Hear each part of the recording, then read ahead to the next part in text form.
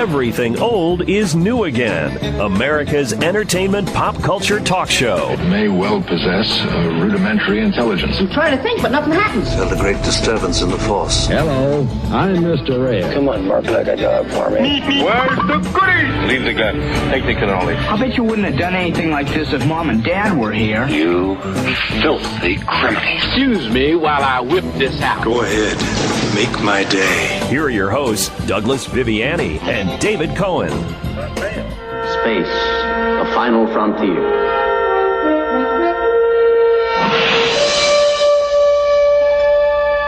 These are the voyages of the starship Enterprise. Its 5-year mission: to explore strange new worlds, to seek out new life and new civilizations, to boldly go where no man has gone before. Welcome to Everything Old is New Again, and this is Douglas Viviani. Even the casual listener to Everything Old is New Again knows that on just about every broadcast we sneak a Star Trek reference into the show. This week, I'm without my co-host David Cohen, but in his place, I've garnered the guest of a legendary proportions for me, from the world of Star Trek. In the second year of the original broadcast of Star Trek in '67, the producers introduced a new character into the program and brought levity, accurate navigation through the stars, and even some pain and suffering from time to time. The then ensign CHECKOV, by way of the fine actor and our guest today, Walter Koenig, was brought into our living rooms, and believe it or not, no matter how hard we try, through the power of reruns and on-demand TV, he's not left. Besides portraying Pavel Chekhov through the years from ensign to admiral now, Walter Koenig has appeared in numerous television shows, written books, written television episodes, written for the stage and directed, been in a number of movies outside of Star Trek, including Moontrap, we'll talk about that, from 1989 with Bruce Campbell, and of course appeared as a guest star, and a recurring guest star, kind of villain there, in Babylon 5 for approximately, I think it was 12 episodes. Alfred Bester. Welcome, Walter Koenig. Thank you. Thank you very much, Doug. Now, because of that introduction, we only have about 3 minutes left, but I wanted to give you your due. You know, you earned it. You certainly are in our household all the time. We love us over Star Trek over here, and Babylon 5, and all that you do, and the conventions. We'll get into all of that today. And I want to talk about Star Trek and other things besides Star Trek. But I want to dive into that just to begin with here. And when you first got the beginning, we'll just start at the beginning here at Star Trek, the second season, when you came on board, did they inform you in any way, shape, or form that, and even was the rumor true, that they were looking for someone to kind of bring along a younger viewer, maybe a Beatles or a Monkees fan, and did they give you any kind of indication that you were to fill those large shoes? You know, it's so long ago. Bear in mind, we're talking 52 years ago. Yes. It's hard to remember. Certainly, that was accurate, as opposed to the PR that NBC put out, that the Kremlin was upset because they didn't have a Russian astronaut aboard the Enterprise. That was hogwash. It was, in fact, a very pragmatic decision to bring somebody that they felt would fulfill the demographic of the very young pre-adolescent. And so there it was. That's, I don't know when I learned that, but I think fairly soon into the production. Well, at some point they had you on stage right off the bat with the Beatles haircut, if you really look back at it. So I guess they had, whether they told you or not, it seems like everybody was jumping on board with the Beatles or the Monkees at that time in the late 60s or mid to late 60s. So, and listen, what difference to make? The point was that when you came on board, to me, it added a little bit more of an element than that visiting navigator that would probably get into trouble or probably have some problem that ended his stay on the show. You certainly had trouble as a character, but you stayed on the show and brought some levity and some fun to the show as well. So I don't know, during those 2 years, I know there was some growing pains and that you wanted a little bit more meat to the part. I understand that, but in retrospect, as you go back, was it a rewarding experience as you look just at those first 2 years of this show?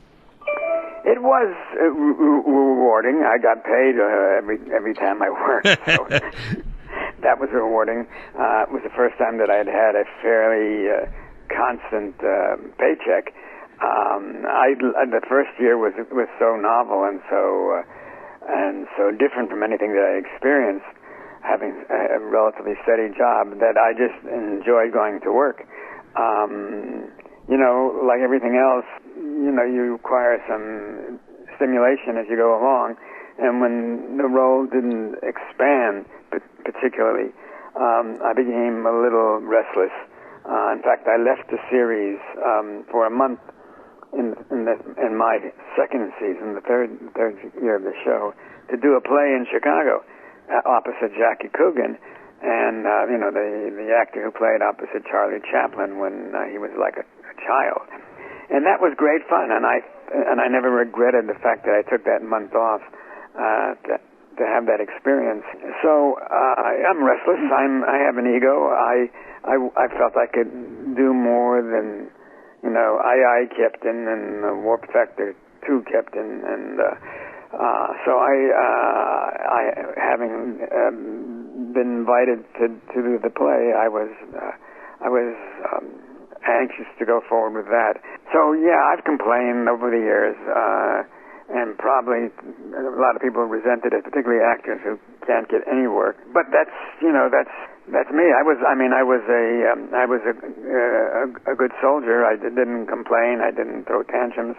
But I certainly felt a certain something was missing in that opportunity, and which was accentuated and underscored by the fact that we'd go to make personal appearances, and people were so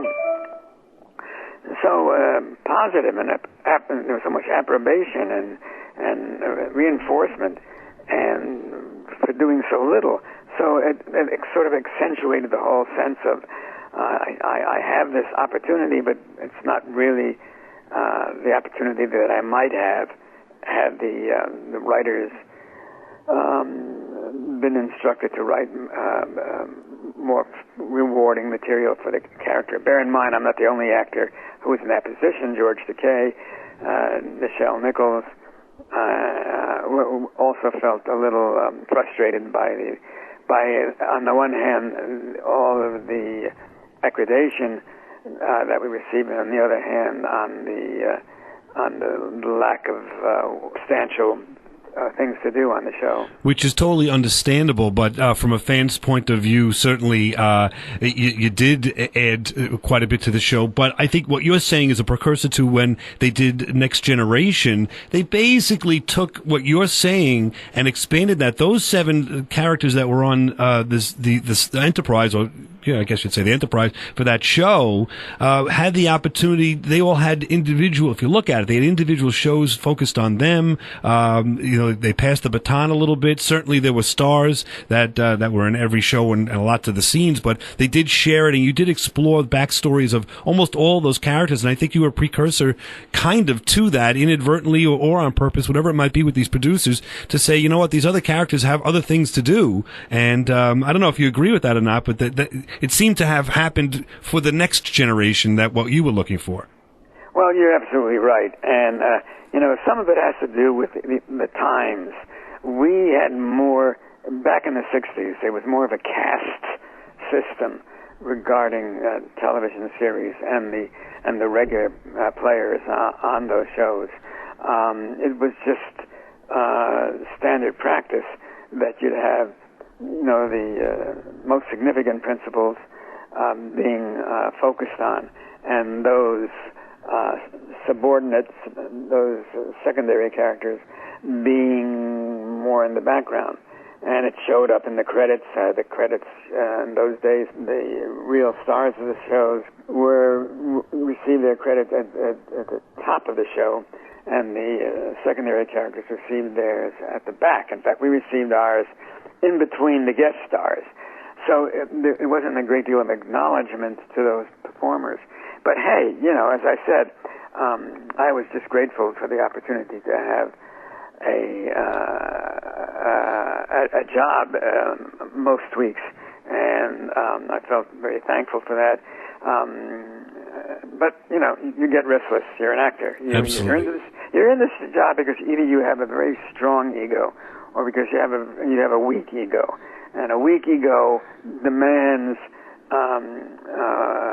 validation, and validation comes in terms of the work that you do and the success you have doing it, and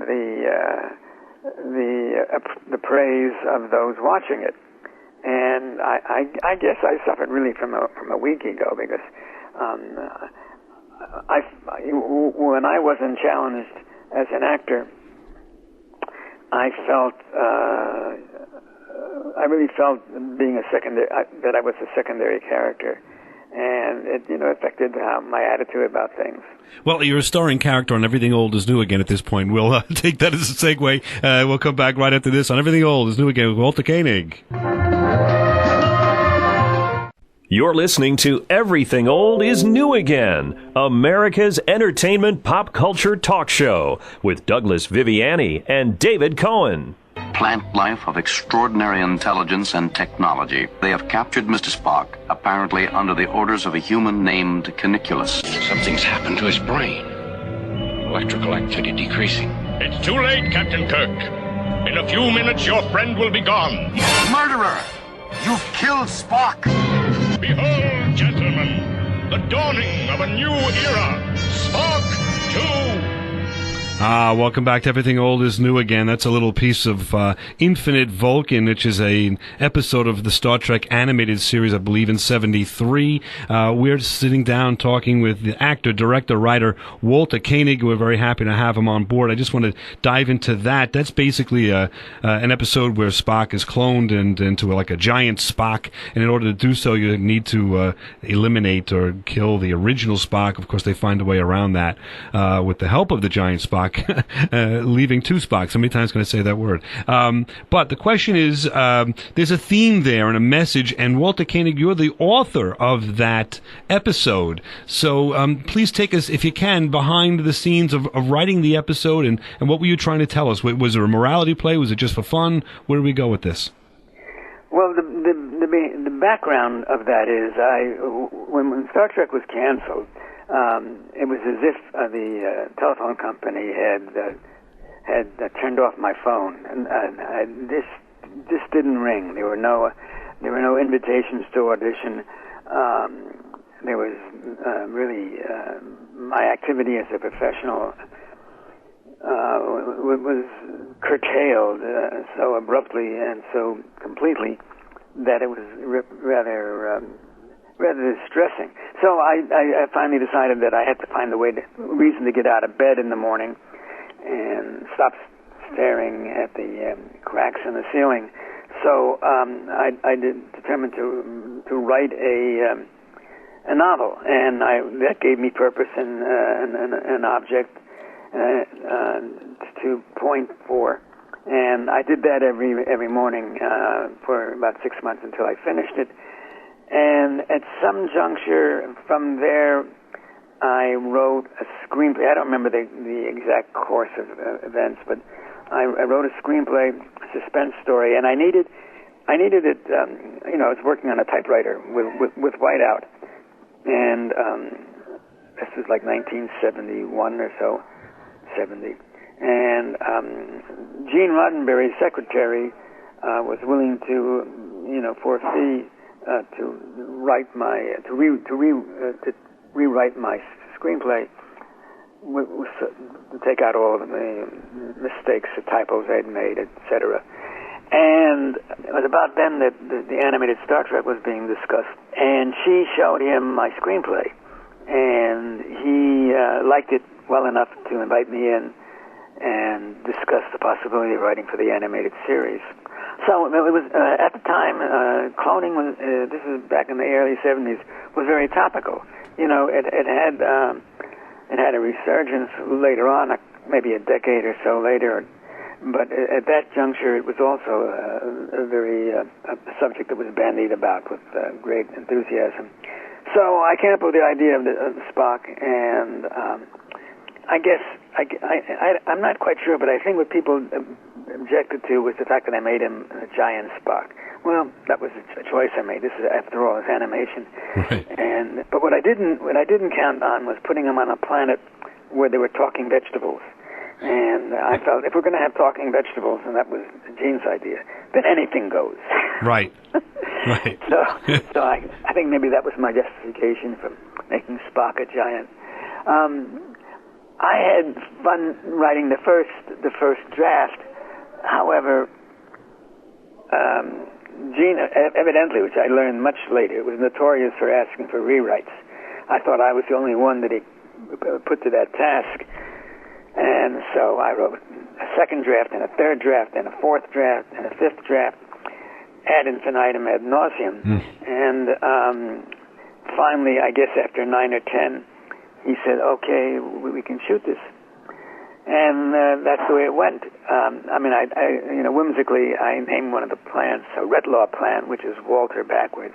Because at that juncture, I thought, whatever I do can't be more absurd than having cabbages and tomatoes talking. But then again, you've got youngsters watching it too, so you're okay. You're in the game. Yeah. Well, I got to tell you, off the beaten path here for a moment, off from Star Trek. I wrote an episode of a series of a live action but Saturday morning series called Land of the Lost. Right. And I wrote it, and I submitted it, and they said thank you, and I didn't think much about it. I came to learn maybe 20 years later from enough sources that I think it was vetted sufficiently to say that it was considered one of the most popular episodes of the series, and that the character became very much one of the principal guest characters on the show. It's just odd how Hollywood works, where you find that out much later. Someone doesn't call you and tell you that from the show, right? I mean, it's right. In fact, they even made a bank with my character that they sold commercially. Wow. Well, let's go a little bit further. You didn't stop there. You continued those two. Then in '77, you did a show. I watched. I think it was only on 1 year, but I enjoyed it. What really happened to the class of '65? And basically, you did an episode. There was a class athlete who went to Vietnam and was a prisoner of war for a number of years and became, his life changed because his wife became, over that time period, a successful businesswoman. His son didn't know who he was when he came back. So, I mean, that's a lot of issues there. There's a lot of characterization that you created there before and during the time where Vietnam was over or just about over, and I think it's still going at that point. So the point is, it was very topical, but you also dove into some real characterizations with this show. I mean, was there a good reaction to that? Were you happy with the way that was presented for your screenplay presented by them? First of all, I've got to tell you, I'm very impressed that you remember that show. I'm an odd guy, but that's why we're America's pop culture talk show, No choice to know all this stuff. As a matter of fact, of the 4 or 5 shows that my name appeared on, television shows in the 70s, that was the one that I have the greatest pride in. I feel I did the best job, and was tickled that it appeared as I had written it. I had never written before. This is a very curious thing, Doug. You think typecasting is only in terms of actors, but I think ultimately, I pitched several story ideas to the producer, but I think ultimately one was chosen because I looked young enough to have been part of that class of '65. I was about 9 or 10 years older than that, but he thought that the producer, I think, thought that I had graduated at that time. In any event, I enjoyed doing it, but I wasn't that conversant with how to write a teleplay, and my story came in at about 80 pages, and it should have been about 54. So all of the editing that was in, and we had no editor, it was just the producer and me. All the editing was done by me, and I cut it down, and I couldn't believe that I could cut it down that much and still make sense of it. But you find a way. So yeah, I don't know if I ever canvassed the community and learned what other people thought, but I felt pretty good about it. And the young actress who played, I think she played the mother on the show. She was on another series called Family, not All in the Family, but Family, and she recommended me to her producer, but she thought I wrote well for women. So, and that led to another show, and after that, still another one. Which is great to hear that, you know, it's sometimes you see actors on the screen and you don't realize, you know, you do get typecast in the audience mind, and then to see you, and a lot of people are doing that now. Again, you were a precursor, stepping out from in front of the camera to behind to write. It must have been rewarding. Unfortunately, we have to take a break here for a moment. We'll come back and continue talking with Walter Koenig from the class of the writer of one episode of the class of '65. We'll be back right after this.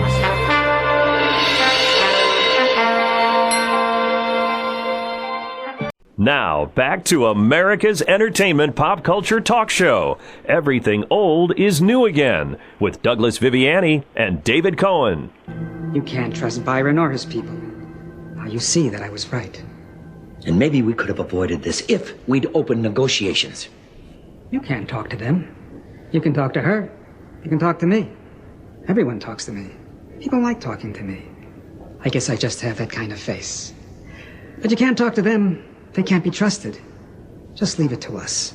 And if Garibaldi is killed? Zach gets his room. There we go. Everything old is new again here, back with Walter Koenig, a quote there from Babylon 5, this Besser character, which is kind of a slimy, kind of a, I don't know if to say that, but a conniving kind of a villain on Babylon 5 that Walter Koenig, our guest, appeared on 12 times, 5 seasons on Babylon 5, a recurring character that really made an impression, I think, upon people. I know that was one of the things that you're proud of in terms of acting, maybe getting take us behind the scenes and yourself as to getting the call to do the show and what you thought about doing another sci-fi and certainly about this character. Well, yeah, I'll try to recapitulate as quickly as I can. I knew the producer, J. Michael Straczynski, casually, very casually, and when I got the call, I was rather surprised, and I was cast in an early episode of the first season. But before I could shoot it, I was appearing at a convention in Chicago, personal appearance, and I had a heart attack, and I had a quadruple bypass there in Chicago. And the first person other than my wife that I called was J. Michael, and told him that I was not going to be available to shoot that episode. And his reaction was very unlike what you would expect in Hollywood. He said, "Well, we'll try to hold the episode for you, so that when you're recovered, we can shoot it." And I thought that was extraordinary. I think it probably helped me get better sooner. And but then I got another call saying that since he was writing all of the episodes, and they were running out of episodes, and they wouldn't be able to wait for me. And I certainly understood that. But then I got a third call saying that he was going to write another character instead, so that when after a couple of weeks when I got home, I would be available to do that. And indeed he did, and it's the silver lining in the black cloud, because whereas the first character he wrote would have been a one-shot, this turned out to be recurring, and Bester, the character that I played, was something I felt extremely comfortable with. I loved the cast. They were all terrific. You know, it had been about 8 or 9 years since I had done my first episode of Star Trek, or more than that. It was more than that. It was maybe 12 or 15 years. In any case, that cast system I talked about had sort of evaporated. There was a new way of doing things in town, and all of the just like you said about Next Generation, all of the actors were given significant time on screen. And when Bester made his appearances, he was pivotal to the story, as opposed to sitting, at a console and punching buttons that didn't really move and saying "Aye, aye, Captain." So that was terrific. It was terrific that I had such nice people to work with, so friendly and so treating me so much as an equal. And it was great that the character had substance, and I had an opportunity to do something other than talk with an ersatz Russian accent. Right. It's also interesting that two stars of sci-fi of the 60s, yourself and Billy Mooney from Lost in Space, end up on this show, which became quite popular. Obviously, was in syndication and ran for, I think, for 94 to 98, somewhere around there, 5 seasons. And it was. Did you get an opportunity to work with Billy Mooney at all? I know he was on tons of those episodes. I don't know if I remember seeing your characters interact too much. No, I didn't get to work with him, but I got to talk to him. We were in makeup together. Terrific guy. To this day, he's very self-motivated. He has a band. He's had records. He had a couple of hits, in fact. He draws or he writes comic book stories that are published. He's always busy. He has a terrific family. Yeah, we weren't real close, but I've always admired his work, and I admire his who he is. Well, speaking of comic books, I just to segue here a little bit out of place, but in 2012, I believe it was the time where a graphic novel came out, or a couple of comic books. I think you did 4 of them, called Things to Come, and sort of apocalyptic vampires. And the idea is that was before The Walking Dead and the apocalypse and all of that you see on TV now. A little bit of a precursor to that kind of a thing. What'd you feel about how that was received? Everywhere you look, if you look that up, everyone's pretty much praising what you did there with these vampires. Well, I think we're getting into fiction now.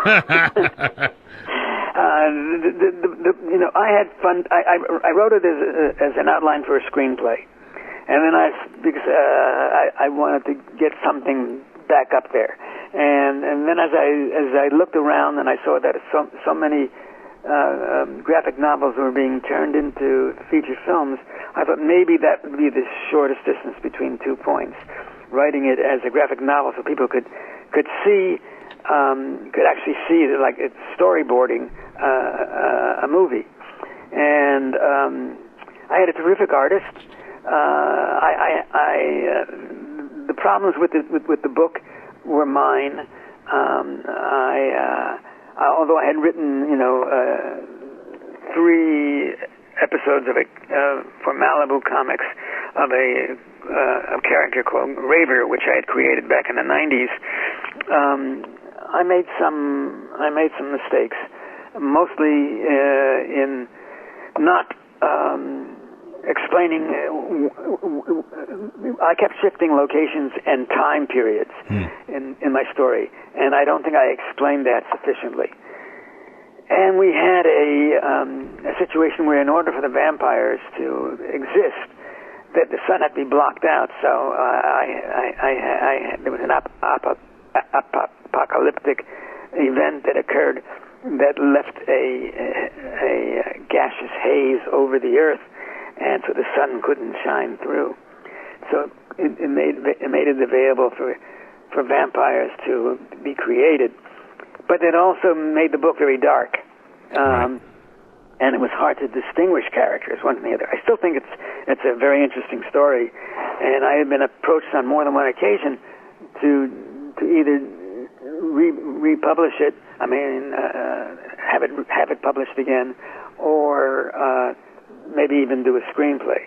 But as I look around me and I see that the world has moved from vampires to zombies, I'm not sure I would find the market that I thought was accessible to me when I wrote it originally. But the vampires went crazy with Supernatural and all these other shows, and you were right in the midst of that. So that's what I was trying to say, is the apocalyptic aspect of it, too. We've gone into the zombies, but maybe you can make them vampire zombies at this point. That would be you can give me 5% for that idea, don't worry. We'll be back on Everything Old is New again, enjoying some time with Walter Koenig and having some fun talking all things Walter Koenig. Come on back. Hello.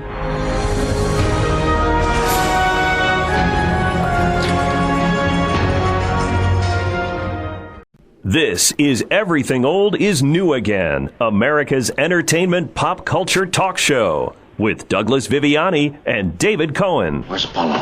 He disappeared again, like the cat in that Russian story. Don't you mean the English story, the Cheshire Cat? Cheshire? No, sir. Minsk, perhaps. All right, but all right. It makes me homesick. Just like Russia. More like the Garden of Eden, Ensign. Of course, Doctor. The Garden of Eden was just outside Moscow.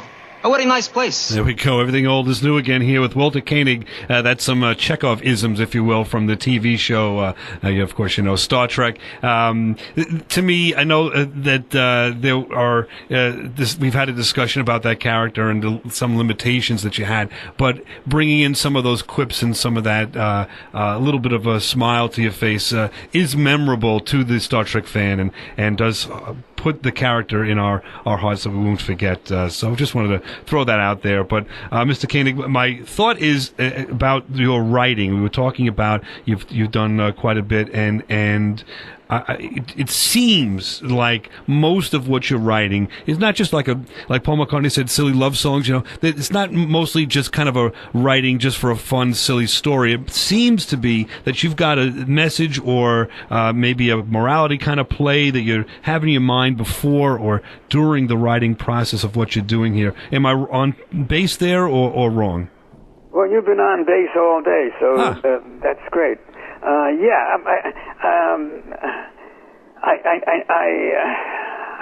never sat down to write something that I said, well, this will be popular to the common denominator of viewers, and therefore will be commercially successful. I mean, I've always wanted to sell what I created, but I've always sat down with an inspiration, with a sense of, well, I want to tell a story that, you know, that embraces a greater issue than simply simple-minded entertainment. And I think most writers, you know, feel that way, or maybe not. I don't know. But that certainly has been my feeling when I try to write something. Now, did that come from just maybe the exposure to Star Trek? Was it something in your background before that? Because Star Trek, the series, did have an element of that for sure, which is the element I appeal to, that appealed to me, I should say, is the social commentary or looking at a particular civilization. How are they doing things differently than us? Is that right? Is it wrong? That kind of thing. I mean, that was in the shows that you were producing. I don't know, did it have any influence on you, or do you have that thought in your mind, independent of your experience?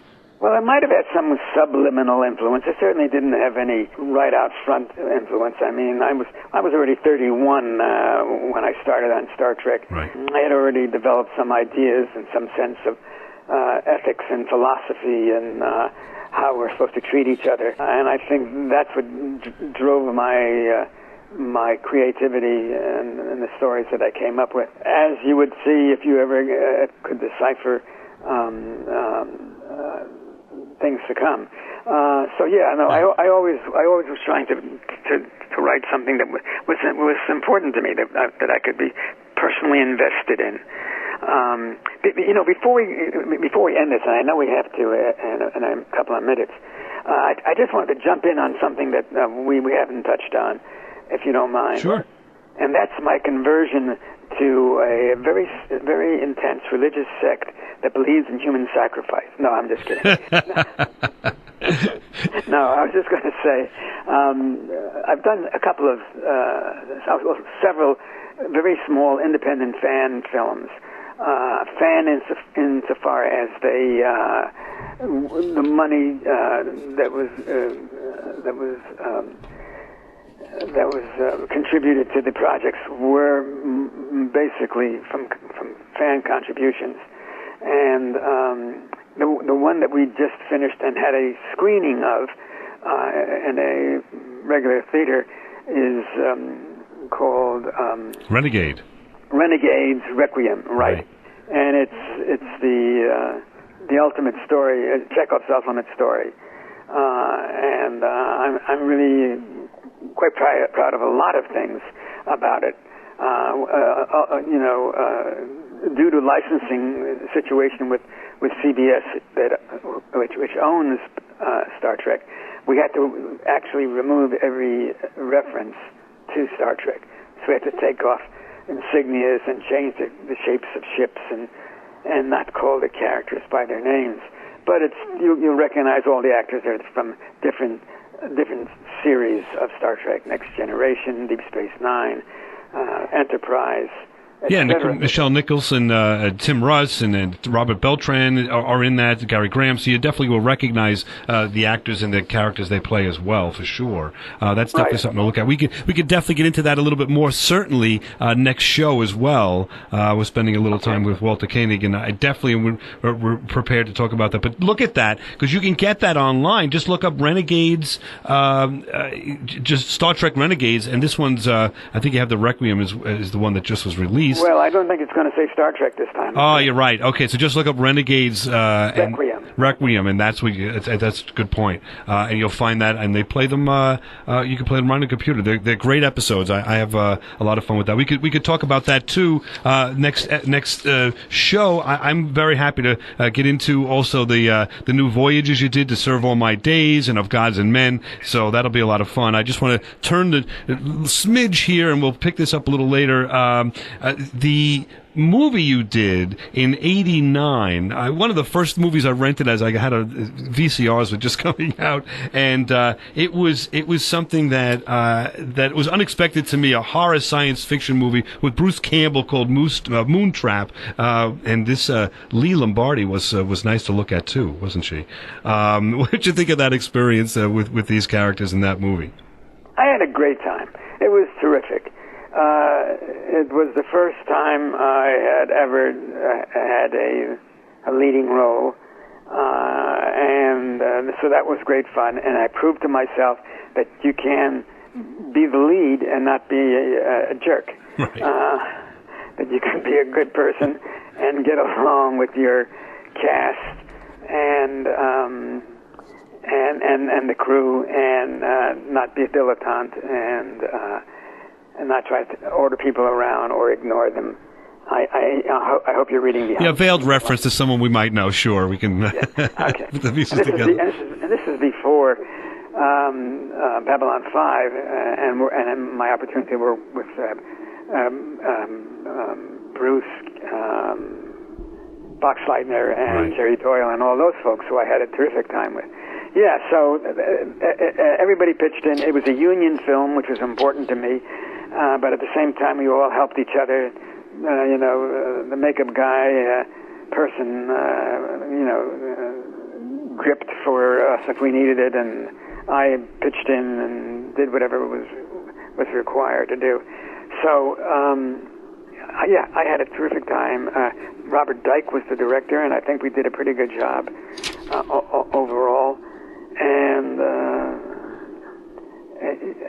Bruce was delightful. Bruce Campbell. And he went on to do all these, the evil, what is it? All these horror movies. He's a huge horror star now at this point. You must see him on the convention circuit, I guess, here and there. No, I don't know if he's doing that or not, but... Yes, he is. In fact, I saw him in Spain. I was there to receive a Lifetime Achievement Award at a big science fiction fantasy festival, and he was there as well. He was great to work with then. He took me to my first hockey game, of course, Detroit Red Wings, and overall, I have absolutely no complaints about that experience. And we've had no complaints talking with you, Walter Koenig, on Everything Old is New Again. Hopefully we'll have you back next week on Everything Old is New Again. We'll finish our episode here with a little bit of the Star Trek theme. And thank you for your time so much. We'll be right back right after this, or we should say we'll be back next week to continue talking with Walter Koenig. Everything Old is New Again.